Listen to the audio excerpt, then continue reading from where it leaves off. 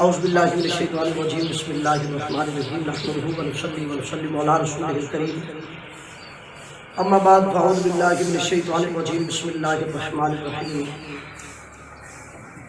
صاحب کرام السلام علیکم ورحمۃ اللہ وبرکاتہ۔ مولانا چیف محمد اویس رضا صاحب چشتی جناب کی خدمت میں حاضر ہے۔ گزشتہ کچھ دنوں سے انٹرنیٹ کے اوپر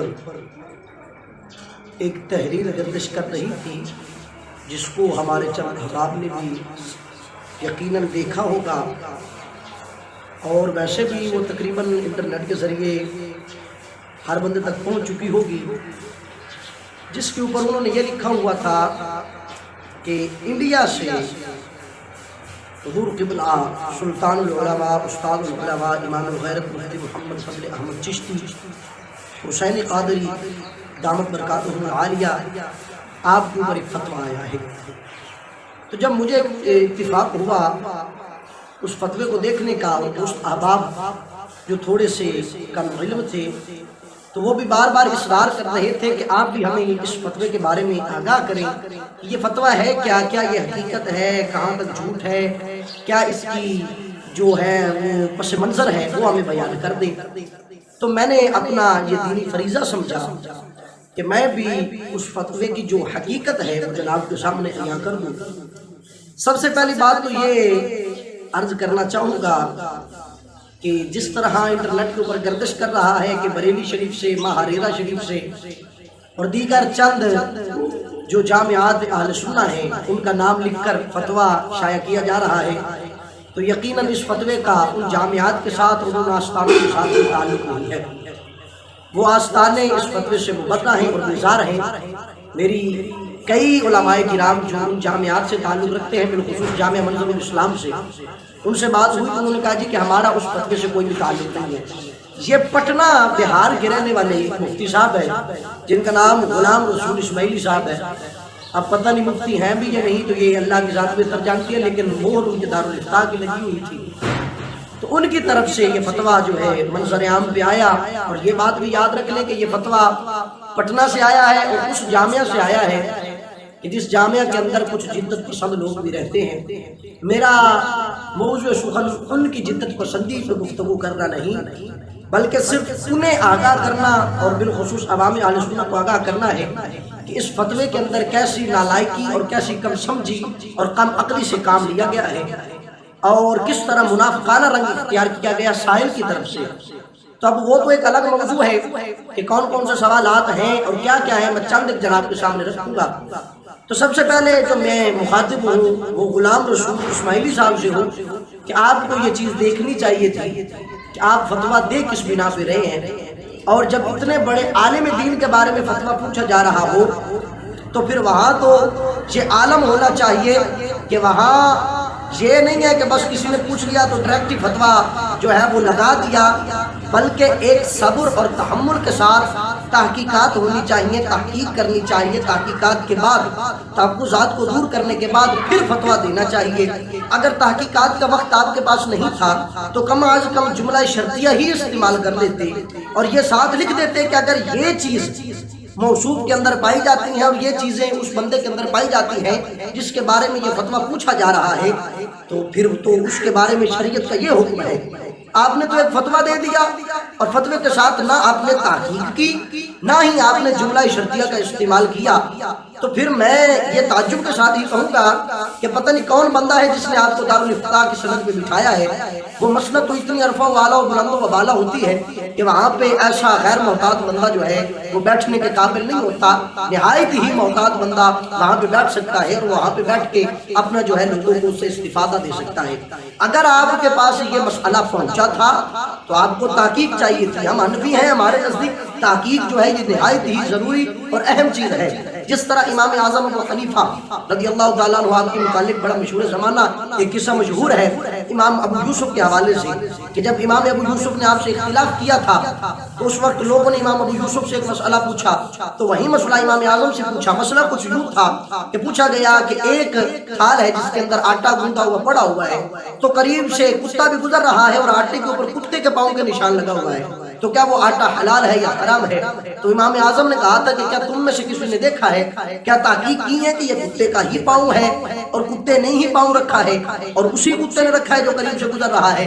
تو سبھی نے بیداری کا اظہار کیا کہ ہمیں تو نہیں پتا، نہ ہی ہم نے دیکھا، ہمارے پاس تحقیق نہیں ہے۔ تو ہمارے امام نے تو یہ فتویٰ دیا تھا کہ آپ اس کی تحقیق کرنے، ورنہ وہ آٹا حلال ہے، حرام نہیں ہوگا۔ ہمارے آئمہ تحقیق کے بغیر کوئی بھی فتویٰ اور کوئی بھی مسئلہ بیان نہیں کرتے۔ تو حضرت آپ نے کیسے یہ جو فتویٰ ہے اپنا جاری کر دیا بغیر تحقیق کے؟ نہ ہی آپ نے پوچھا اور نہ ہی آپ نے جملہ شرطیہ ساتھ استعمال کیا۔ آپ کو خدا کا خوف کرنا چاہیے کہ اتنا محتاط بندہ، اتنا عظیم بندہ جو اہل سنت کے لیے دن رات یہ کوشش کر رہا ہے کہ اہل سنت جو ہے غفلت کی نیند سے بیدار ہو جائے، اور امام احمد رضا خان علیہ رحمۃ الرحمن آپ کی فکر کو گھر گھر پہنچا رہا ہے۔ آپ انہی کے بارے میں فتویٰ اگر دینے پہ آئے تو پھر ایسا دے دیا کہ جس کے اندر آپ کی نالائکی بالکل واضح اور عیاں ہو گئی اور بالکل صاف اور سادے لفظوں کے اندر ظاہر ہو گئی۔ آپ کو تو خدا کا خوف کرنا چاہیے۔ آپ کو کیا نظر نہیں آیا کہ بھائی پاکستان کے اندر وہ موجود ہیں، ان کے معتقدین موجود ہیں، ان کے ماننے والے موجود ہیں، ان کو سننے والے موجود ہیں، کثیر تعداد میں جید علماء ان کو سماعت کرتے ہیں۔ آپ کو یہ نظر نہیں آیا؟ حضرت خدا کا خوف کرنا چاہیے تھا۔ غلام رسول اسماعیلی صاحب اب بھی آپ اپنے اس فعل پہ جو ہے توجہ دیں اور اس فعل سے اپنا رجوع جو ہے وہ سارے لوگوں کے سامنے ظاہر کریں۔ یا تو جملہ شرطیہ ساتھ لگانا چاہیے تھا کہ جی اگر یہ چیزیں ان کے اندر پائی جاتی ہیں ٹھیک ہے آپ فتویٰ دیں۔ آپ کو اتنی فرصت نہیں تھی اپنے جامعہ سے کہ آپ جو ہیں تحقیقات کرتے یا پوچھتے لوگوں سے یا بیانات وہ سارے سماعت کرتے، نہیں تحقیقات تھی، کوئی مسئلہ نہیں، آپ ساتھ صرف اتنا سا لفظ لکھ دیتے اگر یہ چیز اس کے اندر پائی جاتی ہے تو پھر جو موجود ہے وہ ان کے لیے شریعت مطالعہ کا یہ حکم جاری ہوگا۔ آپ نے تو حکم دے دیا کہ جی نکاح بھی ختم ہو گیا، کلمہ بھی واجب ہو گیا، توبہ بھی لازم ہو گئی، یہ ساری چیزیں تو آپ نے دے دی۔ آپ نے جملہ شرطیہ کیوں نہیں لگایا؟ ہو سکتا ہے شاید سوال کرنے والے نے سوال غلط کیا ہو، اور یقیناً غلط کیے ہیں۔ یہ میرے سامنے ابھی سوال موجود ہے، میں ان میں سے چند آپ کے سامنے رکھوں گا۔ سارے سوال جو ہے مطلقاً سارے ہی آپ کے سامنے غلط بیان کیے گئے۔ تو آپ مفتی ہیں اتنے بڑا جامعہ کے، آپ جو ہے دارالفتاء کی مسجد پہ بیٹھے تھے تو آپ کو تحقیقات کی ضرورت ہے حضرت۔ خود کو حنفی ہم تو کہلاتے ہیں، آپ بھی کہلاتے ہوں گے، تو کیا آپ کو یہ چیز ضرورت نہیں تھی کہ آپ جو ہے تحقیقات کرتے اور اس فتوے کے بارے میں پوچھتے؟ اتنی عظیم شخصیت، اتنا بڑا اکابر اہل سنت میں سے شامل ہونے والا بندہ، تو آپ اس کے بارے میں ایسے ببنگے تو جیسے کہتے ہیں نالائکی اور کم سمجھی اور کم عقلی کی باتیں کر رہے ہیں، اس کے سوا اور کچھ بھی نہیں ہے۔ خدا را خود ہی اپنی عادات پہ غور کریں، اگر ہم کہیں گے تو شکایت ہوگی۔ اب آپ سے فتوے کیا پوچھے گئے ان میں سے چند میں آپ کو سامنے رکھ دیتا ہوں۔ آپ کے پاس یہ فتویٰ پوچھا گیا کہ جی فضل چشتی نے کہا کہ آج کے سید یزید کے پاخانے سے بدتر ہے، یہ فتویٰ پوچھا گیا آپ سے۔ اس کی شکل نمبر 2 کے اندر وہ چیز یہ مسئلہ لکھا ہوا ہے۔ تو اب یہ مجھے بتائیں کہ آپ سے یہ سوال جو ہوا تو یقیناً یہ سائل نے تو نہایت ہی منافقانہ رنگ اختیار کر کے آپ سے سوال کیا تھا۔ ہمارا یہ موقف تھا وہ سید جو نبی کی شریعت کا دشمن بنا، حضور کی امت کا دشمن بنا، جس کی مثال آپ کے سامنے ہے، آپ انڈیا کے اندر موجود ہے۔ انڈیا کا وہ سید جو اپنے آپ کو سید کہلواتا تھا وسیم رضوی، وہ اب کیا ہے؟ وہ تو ہندو بن گیا۔ یزید تو کے لیے تو چلو ہندو ہونے کا لفظ کسی نے استعمال نہیں کیا، اگرچہ آپ نے فتوے میں لکھا بھی صحیح، ہمارے ائمہ نے تو خاموشی اور سکوت کا مذہب اختیار کیا۔ اور وہ جو روایت ہے امام احمد بن حنبل والی ہے اس کے اندر بھی کافی اختلاف ہے اور کافی چیزیں جو ہیں وہ موجود نہیں ہیں، اور وہ اختلاف وہ روایت جو ہے وہ بھی تواتر کے ساتھ اپنی سند کو نہیں پہنچتی۔ تو حضرت یہ چیز آپ کو دیکھنی چاہیے تھی۔ ہم ان سادات کو یزید سے بدتر کہہ رہے ہیں جو سادات وسیم رضوی کی طرح تھے کہ جنہوں نے اسلام کو چھوڑ کر ہندو بن گئے اور ہندو مذہب اختیار کر لیا۔ ہم اس سید کی بات کر رہے ہیں جو شمس و رحمان مشہدی جیسے مختار شخصی کی قبر پہ جاتا ہے، جھوٹے مدعی نبوت کی قبر پہ گیا، اس کی تعظیم کی اور اس کو جیسے کہتے ہیں اس کے دعوے جب تعظیم ہو گئی تو اس کا دعویٰ تو سچ ثابت کر دیا گیا۔ اب ایک طرف ایسے بندے ہیں خود کو سادات کہلواتے ہیں تو دوسری طرف یزید ہے، اگرچہ ظالم تھا، فاسق و فاجر تھا۔ تو اب دیکھیں کہ اتنا ظلم اس نے نہیں کیا تھا جتنا ظلم یہ سادات کما رہے ہیں۔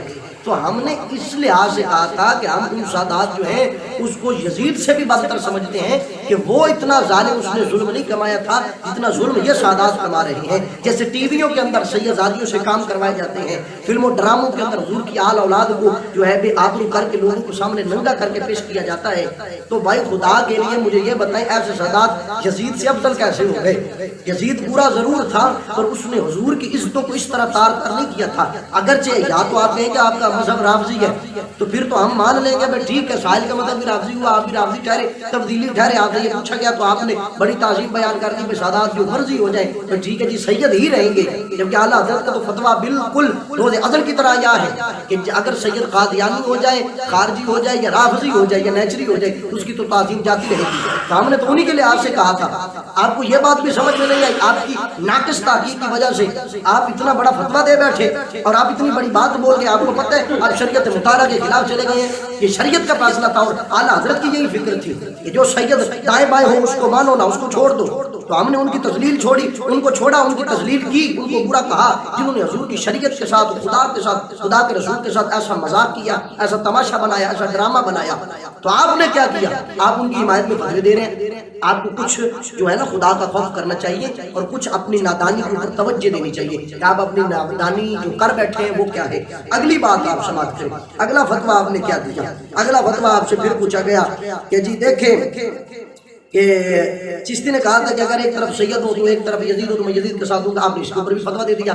اب ہم نے یہ کہا تھا کہ وہ سید جو ہندو ہو گئے ہیں, وہ سید جو حضور کے دشمن ہے, وہ سید جو اہل سنت کے دشمن ہے, وہ سادات جو صحابہ کو برا بھلا کہتے ہیں, وہ سید جو نیچری ہیں, وہ سید جو رافضی ہیں, وہ سید جو حضرت امیر معاویہ سے لے کر صدیق اکبر تک کو گالیاں دیتے ہیں.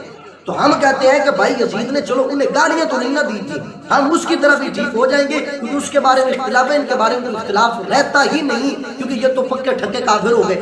جب صحابہ کو گالیاں دی, ننگی گالیاں دی, حضرت اماں عائشہ صدیقہ رضی اللہ تعالیٰ عنہا کو اور پھر دیگر صحابیات کو گالیاں دی جاتی ہیں, حضرت محسون بنت مخدل رضی اللہ تعالیٰ عنہ آپ کو گالیاں دی جا رہی ہیں, حضرت امیر معاویہ کو, سیدنا ابو بکر صدیق کو, عمر پاک کو گالیاں دی جا رہی ہیں. تو ہم اس لحاظ سے بھائی یزید نے اتنے خباثات جو ہیں وہ نہیں کیے تھے جتنے انہوں نے کی ہیں. اب ان کی خباثات کی وجہ سے آپ جو کہیں کہ نہیں جی پھر بھی ہم ان کے ساتھ ہی ہو گئے تو ہم ان کے ساتھ نہیں ہیں اور ہمارا کوئی تعلق نہیں ہے. اگر میں اس کے اوپر کلام کرنے پہ آ گیا تو یہ بہت طویل موضوع بن جائے گا, لیکن میں اگلے مسئلے کی طرف چلتا ہوں جو پھر آپ سے اگلا پوچھا گیا. وہ کیا ہے جی؟ وہ مسئلہ یہ تھا کہ فضل چشتی نے اپنے پیر کے متعلق کہا کہ وہ لواتت بھی کرے تو جنت میں جائے گا. آپ کچھ خدا کا خوف کریں اور کچھ شرم کریں. آپ کو پتہ ہونا چاہیے کہ کتنا بڑا بندہ ہو, اتنی بڑی شخصیت ہو, وہ بلا ایسی باتیں کر سکتا ہے. اگر انہوں نے یہ جملے بولے اس کا جو ماں قبل کیا تھا اور ماں بعد کیا تھا, آپ سے ماں قبل بھی چھپایا گیا, ماں بعد بھی چھپایا گیا, بیچ میں سے کلپ کاٹ کر آپ کو سنا دیا گیا. تو یہ چیزیں نہایت ہی غلط اور احمقانہ جو ہے نظریے اور رویے کے اوپر مبنی ہے. آپ کو کچھ خدا کا خوف کرنا چاہیے, کچھ عقل کرنی چاہیے. اتنا عظیم شخص اور وہ ایسے جملے آپ کو پڑھ کے سنائے. اب وہ جملہ کہاں بولا گیا, کس لیے بولا گیا, کیوں بولا گیا, کیسے بولا گیا, تو آپ نے تو نہ سنا نہ دیکھا, نہ آؤ دیکھا نہ تاؤ دیکھا, بس ایسے ہی فتویٰ لگا دیا. کچھ خدا کا خوف کرے حضرت, آپ کو دیکھنا چاہیے, اپنے فتوے کے اوپر نظر ثانی کرنی چاہیے. اگلی بات آپ نے یہ کی وہ یہ ہے کہ فضل چشتی کہتا ہے کہ میرے اور میرے مریدین کے سوا سب نیچری ہیں. یہ کس بے غیرت کے بچے نے کہا؟ میں ایسے ہی لفظ بولوں گا. ہم تو ایسے بندے کو لانتی سمجھتے ہیں جو صحیح العقیدہ سنی ہو ان کو نیچری کہتے ہیں, اور ہمارے استاد صاحب قبلہ نے بھی آج تک نہیں کہا. الحمدللہ وہ بھی اس چیز سے پاک ہیں, وہ بھی اس چیز سے مبرہ ہیں. حضرت ہم یہ کہتے ہیں کہ جو ہمارے ماننے والے ہیں وہ نیچریت سے بیزار ہیں, اور باقی جو ہیں اگر وہ ہمارے نظریے پہ متفق ہیں, وہ چاہے جس طبقے سے مرضی ہوں, چاہے قادری ہوں, رضوی ہوں, چشتی ہوں, نقشبندی ہوں, نظریہ ہمارا کیا ہے؟ ہمارا نظریہ کوئی اپنا ذاتی تو نہیں تھا, ہمارا نظریہ اعلیٰ حضرت والا تھا. یہ سکول و کالج کی تعلیم نظام جمہوریت ہو گیا, جمہوری نظام ہو گیا, تو ہم اس کو حرام جانتے ہیں. جو اس کو حرام جانتا ہے وہ صحیح عقیدہ سنی ہے, جو باقی اس کو نہیں جانتا وہ سب نیچری ہے. وہ جس مذہب میں بھی مرضی داخل ہو, وہ چاہے اپنے آپ کو سادات کرنا جو مرضی کہ ہم ان کو نیچری کہتے ہیں, اور اعلیٰ حضرت نے بھی ان کو نیچری کہا ہے. تو ہم نے بھی تو یہی کہا تھا. آپ کو پتہ نہیں کچھ ہوش کے ناخن لیں, پتہ نہیں کس خواب خرگوش میں آپ گم تھے کہ آپ کو پتہ ہی نہیں تھا. آپ کو یہ بھی پتہ ہونا چاہیے کہ اہل سنت کس مشکل وقت میں کہاں پہ کھڑی ہوئی ہے, اور آپ جو ہے بے تک کے فتوے دیے جا رہے ہیں صرف اپنی دکانداری چمکوانے کے لیے. تو براہ کرم اپنی دکانداری جو چمکانا چھوڑیں, پھر میں صرف یہی بات کہوں گا کہ دیے باغ بنے دیے بلبل کو باغباں بن کے دھوکے، کڑا جب وقت تھا تو چمن بیچ ڈالا۔ او بھائی خدا کا خوف کریں، ایسا مشکل وقت اہل سنت پہ آیا پڑا ہے کہ ہر طرف سے فتنوں کا زور ہی زور ہے۔ کبھی صحابہ کو بھونکا جاتا ہے، کبھی جو ہے صحابہ اکرام علیہ رضوان کی توہین کی جاتی ہے، کبھی انہیں گالیاں دی جاتی ہیں۔ اب آپ کو پتہ ہے کہ یہ دور کس کا ہے؟ یہ دور جو آج چل رہا ہے یہ رافضیت کا دور ہے۔ تو رافضیت کے فتنے کو توڑنے کے لیے جو ہم نے اپنا موقف اختیار کیا اور جو نرمیاں ہم نے اختیار کی، اس کے پیچھے حسن نیت کیا تھی؟ آپ سے تو پھر حضرت علامہ مولانا مفتی ریحان رضوی نقشبندی صاحب کراچی والے، میں تو انہیں عقل والا سمجھتا ہوں۔ آپ اتنے بڑے جامعہ کے مفتی اور دارالافتاء کی مسند میں بیٹھنے والے ہونے کے باوجود بھی اتنی عقل نہ کر سکے کہ آج کا دور کس لحاظ سے چل رہا ہے، اور وہ آپ سے زیادہ بہتر جانتے ہیں۔ آخر پہ میں ان کی ریکارڈنگ بھی آپ کو سناؤں گا کہ حضرت علامہ مولانا مفتی ریحان رضوی صاحب انہوں نے چشتی صاحب کے بارے میں کیا کہا ہے۔ اب وہ رضوی بھی ہیں، وہ نقشبندی بھی ہیں، تو الحمدللہ ہم ان کے لحاظ سے اور الحمدللہ ان کے لیے ہم کیا حسن نیت رکھتے ہیں اور ہمارا حسن ظن کیا ہے ان کے لحاظ سے، اور وہ ہمارے لیے کیا رکھتے ہیں وہ بھی آپ سماعت کیجئے گا۔ آپ نے ایسا نام دیکھا تھا دیکھا فتویٰ ٹھوک دیا۔ اور بھائی خدا کا خوف کریں، نادانیاں نہ کریں، بچے نہیں ہیں آپ، اتنی بڑی مسند پہ بیٹھے، تحقیقات ضروری ہیں آپ کے لیے۔ آپ تحقیقات سے بیزاری کا اظہار کریں گے تو پھر اہل سنت کے دامن میں کیا رہ جائے گا؟ پھر جو کچھ بچا ہے آپ تو وہ بھی اپنا ختم کرنا چاہ رہے ہیں کہ یہ نکلے یہ چلا جائے۔ پھر اگلی بات رہ گئی وہ کیا ہے جی کہ فضل چشتی جو ہے اس کا پھر لواطت کرتا ہوا پکڑا گیا، اس کا اقرار اپنی ذاتی گفتگو میں موجود ہے۔ آپ سب سے پہلے مجھے یہ بتائیں کہ یہ جو فعل ہے اس کے لیے شریعت کے اندر گواہ کتنے چاہیے؟ اور دوسری بات وہ جو ریکارڈنگ کی گئی جو نیٹ پہ عام موجود ہے، یہ میں سبھی کو آگاہ کرنا چاہتا ہوں۔ بڑا تماشا اس کا بنایا جاتا ہے، بڑا شور اس کا کیا جاتا ہے، بڑی اس کے اوپر کلام کیا جاتا ہے، یہ تھا وہ کر رہا تھا یہ فلاں ہو گیا پکڑا گیا۔ لعنت ہے اس بندے کے اوپر جو ایسی منافقانہ باتیں کرتا ہے، جو کمینہ ایسی بکواسیں کرتا ہے۔ الحمدللہ ہمارے مرشد کل بھی پاک تھے اور آج بھی پاک ہے، اور وہ جو ریکارڈنگ تھی وہ ایک ذلت کے لیے ہے، وہ ایک تذلیل کے لیے بولی جا رہی ہے۔ جیسے کوئی بندہ کسی پہ بہتان لگاتا ہے تو اس بہتان کا جواب دینے کے لیے کہتا ہے جی ٹھیک ہے ہاں بالکل ایسا تھا، تو پھر فلاں پہ وہ فلاں نہیں ہو گیا، تو سامنے والا جو ہے وہ پھر ذلت اور رسوائی کے سوا اس کے ہاتھ کچھ نہیں آتا۔ تو آپ اتنے بڑے بندے تھے، خود کو مفتی کہلواتے تھے، غلام رسول اسماعیلی صاحب، اور وہ کمینہ سائل جو منافق ہے وہ کمینہ بھی سن لے۔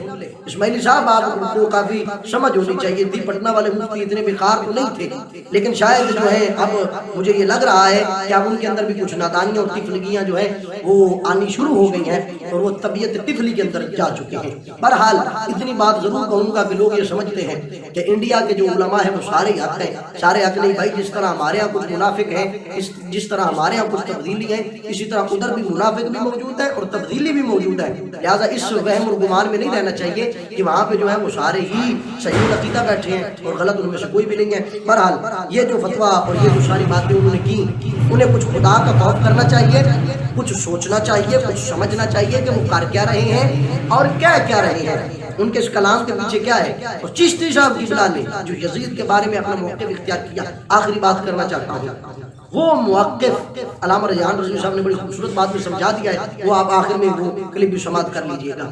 وہ موقف کیا ہے؟ وہ موقف صرف یہی تھا کہ یزید پہلے برا نہیں تھا، بعد میں برا ہوا۔ ہم اس کو اتنا برا مانتے ہیں جتنا وہ تھا۔ جو کتاب لکھی گئی اس کے پہلے پیج کے اوپر بھی آپ نے یہی لکھا کہ یزید پلید، آپ نے پلید لکھا ہے، پاک نہیں لکھا، پہلے پیج کے اوپر ہی۔ لیکن بعد میں جو دلائل دیے گئے ان دلائل کا جو حسن ظن ہے، جو اس دلائل کا لبے لباب ہے، وہ صحابہ کا دفاع کرنا تھا، نہ کہ یزید کا دفاع کرنا ہے۔ حضرت کچھ خدا کا خوف کریں، خود ہی اپنی عادات پہ غور کریں۔ ہم کہیں گے تو شکایت ہوگی، اگر ہم دہرانا شروع کر دیے، ہم نے آپ کی غلطیاں گروانا شروع کر دی نا حضرت، تو پھر آپ کے دامن میں بھی کچھ نہیں رہ جائے گا۔ لیکن اس طرح سے اہل سنت میں تفرقہ پڑے گا، اور ہم جو ہے اہل سنت کے اندر تفریق نہیں چاہتے، ہم اہل سنت کا اجماع چاہتے ہیں۔ اور آپ بھی اپنی ان عادات پہ غور کریں کہ آپ نے یہ کیا کہا ہے، اور اتنے محتاط بندے کے بارے میں آپ ایسا بول رہے ہیں۔ کچھ خدا کا خوف کریں، سوچنا چاہیے جو اہل سنت کے لیے دن رات کوشش کر رہا ہے، جو اہل سنت کے لیے دن رات اپنی محنت لگا رہا ہے، اپنی نیند قربان کر رہا ہے، اپنا سارا کچھ کتابوں کے اوپر صرف کر کے وہی کتابوں سے حوالہ جات لے کے اہل سنت کو تقویت دے رہا ہے، آپ اسے ہی اہل سنت کا دشمن ڈکلیئر کرنا چاہ رہے ہیں، تو بھائی آپ اہل سنت کا گلشن اپنے ہاتھوں سے اجاڑنا چاہ رہے ہیں۔ آپ کے ان فتووں سے رافضیت کو تقویت تو مل سکتی ہے، اہل سنت کو نہیں مل سکتی۔ بس اتنی سی بات تھی. اور جنہوں نے یہ سائل جو ہے سوال کیا تو یہ تو وہ ہیں جن کے مدارس میں جو ہے وہ سکول کی تعلیم پڑھائی جاتی ہے. جس تنظیم کا یہ نصاب لیتے ہیں وہ تنظیم ساری سکول و کالج کی تعلیم کے اوپر مبنی ہے اور انہی کے ساتھ اشتراک ہے اس کا, انہی کے ساتھ اتفاق ہے اس کا. لہٰذا ہم نہ ان کو مانتے ہیں نہ ان کے اتفاق کرنے والوں کو مانتے ہیں. ہم سب سے بیداری کا اعلان کرتے ہیں اور میں دعا کرتا ہوں کہ غلام رسول اسماعیلی صاحب آپ کو بھی یہ چیز بڑی اچھی طرح سمجھ آ گئی ہوگی کہ آپ نے کون کون سی جو ہے وہ نالائکیاں اپنی ظاہر کی ہیں. لہٰذا اپنی عادات پہ غور کریں اور ہم آپ کو کوئی سخت جملہ نہیں بولیں گے, صرف اتنا کہیں گے کہ آپ جو ہیں اپنے لفظوں کے اوپر غور کریں. جو آپ نے فتویٰ دیا ہے آپ اپنے فتوے کے اوپر غور کریں یا جملہ شرطیہ ساتھ لگائیں کہ جی اگر یہ چیزیں پائی جائیں تو پھر یہ حکم ہوگا, یا پھر خود تحقیقات کریں. دعا کرتا ہوں اللہ تعالیٰ ہم سب کا آمین شروع. السلام علیکم ورحمۃ اللہ وبرکاتہ. السلام علیکم ورحمۃ اللہ تعالیٰ وبرکاتہ. دیکھیں فضل احمد چشتی صاحب کے بارے میں پہلے تو میں نہیں بالکل جانتا تھا. جب یہ ڈاکٹر اشرف حسن جلالی صاحب والا مسئلہ بنا ہے وہ مسئلہ خطا والا, تو اس وقت ان کا جو میں نے پہلا کلپ سنا تھا تو تقریباً 1.5 گھنٹے کا, تو اس پر الحمدللہ انہوں نے جو شرف بختصر کلام کیا اور فنون فنی بحث کے ساتھ اور اصولی کتابوں کے ساتھ امہات الکتب سے پھر ان کے شروحات سے تو ان کی جو مطلب کافی ساری صلاحیت سامنے آئی. پھر اس کے بعد بھی دیکھیں تو میرے پاس اتنا ٹائم نہیں ہوتا کہ میں ہر کسی کو سن پاتا ہوں, تو لیکن جب ان کا وہ میں نے بیان سنا اس کے بعد میں نے 2 سے 3 بیانات صرف زیادہ سے زیادہ سنے ہیں. لیکن جتنی بھی میں نے ان کی گفتگو سنی ہے وہ علمی اور نفی تلی بات ہوتی ہے, کوئی ایسی بات نہیں ہوتی, کچی بات نہیں کرتی. پھر ان کو چند مناظرے جو دیوبندی وہابیوں کے ساتھ وائس ریکارڈنگ میں یوٹیوب پر موجود ہوتے ہیں آپ سن سکتے ہیں, تو اس کے اندر بھی ان کی صلاحیت کا پتہ چلا. پھر ایک خاص طور پہ میں نے ان کا بیان سنا تھا آیت تطہیر کے حوالے سے, اس پر جو انہوں نے فنی بحث کی بڑے خوبصورت انہوں نے جامع اور جاندار اس کے اوپر گفتگو کی, تو اس سے بھی مجھے پتہ چلا. اب یہ جو جتنا بھی ہلہ گلہ کرتے ہیں جو یہ مخالف ہے وہ 2 باتوں میں ہے. ایک وہ ان کے اندر شدت بہت پائی جاتی ہے کہ وہ جس مسئلے پر بات کرتے ہیں تو شدت زیادہ کرتے ہیں, تو یہ ہم کہتے ہیں کہ ان کو نہیں کرنی چاہیے. دوسری بات یہ ہے کہ وہ مسئلہ ہے یزید کے حوالے سے. اب ان کی جو نیت ہے اور ان کے اوپر جو حوالہ جاتے ہیں, اگر آپ ان دونوں کو دیکھیں تو اس کے پیچھے جو حسن نیت ہے وہ یہ کہتے ہیں کہ تم یزید کو جھوٹا اور مکار قرار دینے میں یا اس کو جس طرح بھی زیادہ سے زیادہ برا بنانے کے چکر میں تم صحابہ کرام کو بھی بیچ میں رگڑا دے دیتے ہو. یعنی کئی باتیں ایسی ہوتی ہیں کہ وہ تم یزید کی طرف منسوخ تو کر رہے ہو کہ اس کو زیادہ سے زیادہ مطلب تذلیل کی جائے, لیکن اس کے پس پشت جو نا وہ صحابہ کی توہین ہو رہی ہوتی ہے. مثال کے طور پہ کہ پاک بیویوں کی جو نا وہ سروں سے دوپٹے اتار کر ان کو اس کے اوپر بٹھا کر معاذ اللہ جانوروں کے اوپر بٹھا کر جو نا ان کو لے کر گئے کربلا کی طرف, تو ان کے اوپر ظلم سے تم ہوئے, چماٹے مارے, یہ وہ. تو وہ کہتے ہیں کہ تم اس کی طرف یہ باتیں منسوخ تو کرتے ہو, لیکن اگر یہ بندہ یہ کہے کہ پھر صحابہ کرام رضوان اللہ تعالی علیہم اجمعین نے ان کا ساتھ کیوں نہیں دیا, ان سے بدلہ کیوں نہیں لیا, ان سے جنگ کیوں نہیں کی, تو یہ اس کے پس منظر میں صحابہ پر یہ اعتراض آتا ہے.